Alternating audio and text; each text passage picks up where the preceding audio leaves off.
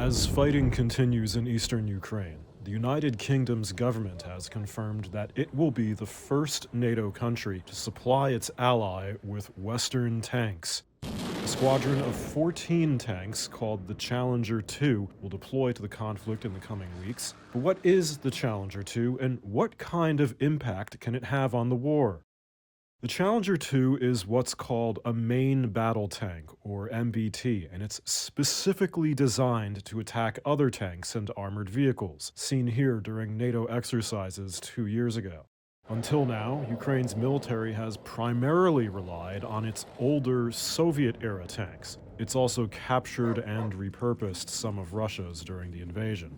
President Zelensky has long pleaded with allied countries to include their tanks in aid packages, but some Western officials have been cautious over the concern that Russia or even China could get their hands on advanced Western military technology. Moscow's also likely to see the introduction of Western tanks onto the battlefield as an escalation of the war, and NATO is desperate not to be drawn more directly into it.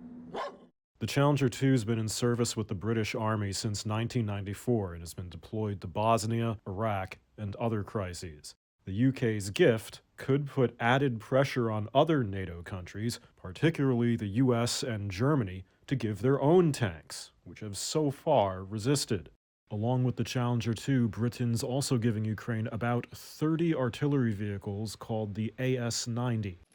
It will take time to train the Ukrainian forces on how to use the British tanks and artillery, and Russia's London embassy is dismissing the development. The embassy says the Challengers are unlikely to turn the tide of the war, will drag it out, and will be targeted by Russia's own forces.